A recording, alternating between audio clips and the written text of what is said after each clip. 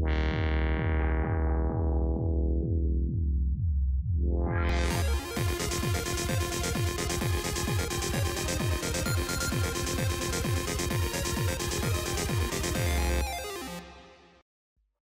up, merveilleux monde des internets, ici Postmortem pour QTM Web. Aujourd'hui, on vous présente un autre build pour un de nos clients, John, pas de H, ou Jonathan, ou l'homme Poiseau.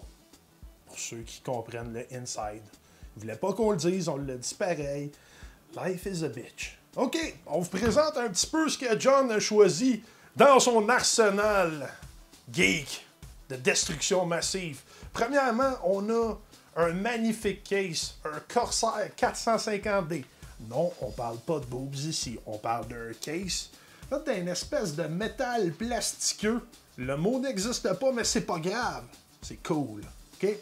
On a vraiment un bon airflow. Ça ressemble à une version miniature du Corsair 800 ou 900D qui sont des monstres à transporter. Okay? Je me suis arraché de la peau sur un bras quand j'ai voulu transporter mon 900D. Fait que c'est un bon choix, puis ça coûte bien moins cher.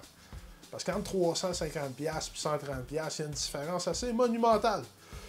On a également un magnifique Blu-ray qui servira probablement à rien. Mais bref, on présentait ces deux parties-là pour pouvoir les tasser de la table. C'est-tu pas magnifique, la magie? Notre chum John a choisi un build assez performant, on va se le dire. Un i7 4790K avec un motherboard très haut de gamme, un G1 Sniper 5, ok, sérieusement, 4 Weasley, une carte réseau sans fil killer adapter là, qui peut vraiment bypasser les autres connexions chez vous. Ça peut être assez chiant, là, honnêtement. Bref, histoire de faire ce cours, j'ai déjà eu ce motherboard-là dans un de mes rigs. Très bon produit. Tous les connecteurs, condensateurs, toutes les composantes du produit comme tel sont très très bonne qualité et ça paraît. Ok? Beaucoup de connectivité USB 2, 3. Toutes les ports vidéo imaginables. On a même un afficheur OLED qui peut nous aider à comprendre les problèmes de traitement ou n'importe quelle autre tâche effectuée par la motherboard. Donc, pour quelqu'un qui va avoir le plein contrôle, t'as même le Python Power dessus, c'est cool. C'est vraiment un bel aspect visuel. Puis la tête de mort allume! Ouais, elle allume, c'est ça. Le Power Supply, c'est un EVGA Supernova 850 G2. C'est un Power Supply 100% modulaire avec la norme 80 plus Gold. Un excellent produit qui est garanti longtemps, donc on recommande ce produit-là. Pour ce qui est de la mémoire vive, on a pris de la G-Skill 2x4 GB, la Sniper à 1866 MHz. Également, on a choisi le SSD Adata 256 GB parce qu'on l'avait déjà testé. Les performances étaient somme toute correctes. Puis pour le prix qui coûte, sérieusement, pourquoi s'en passer?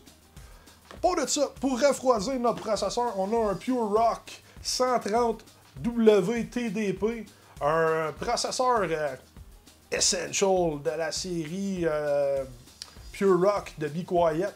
Bref, un produit nettement supérieur à un cooler stock, mais pas nécessairement quelque chose que je recommanderais au public qui veut overclocker leur produit. Donc, un meilleur cooler que le cooler stock, mais pas pour les enthousiastes de l'overclocking. Pour ce qui est du cooling puis du glowing de l'ordinateur, on a choisi de prendre des Aerocool Shark, des fans somme toute haut de gamme, avec un hélice de qualité qui pousse l'air d'une manière plus optimisée que les fans un peu plus standards comme les CycleFlow de Cooler Master. Donc on a bien hâte de voir ça dans ton rig, mon John. L'autre chose à spécifier, c'est qu'il y a 4 LED, fait que ça va glower. 4 LED. Ça va être fou, raide. On a bien hâte de voir ça.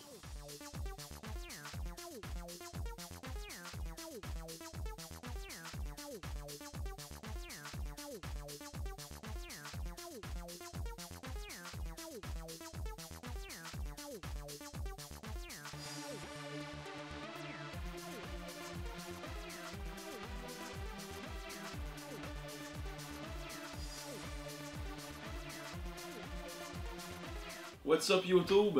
De retour avec le build à John, mon cher ami John. c'est pour toi. Fait que j'ai construit ta base dans le Corsair 450D. Un case qui est, ma foi, vraiment plaisant à travailler. On a un mid-tower avec toute la convivialité, si on veut, d'un full tower. On a beaucoup d'espace. J'ai eu bien du fun à travailler dans le case. John a respecté tous les critères et même plus. On s'est gâté. Il voulait avoir une petite thématique verte. Fait qu'il a même été avec des fans aéro-cool, les Shark aéro-cool vertes, ma foi très silencieuses. Alors, on a un Power Supply 850 G2 modulaire, on a une 760 dans l'éventualité d'en payer 2.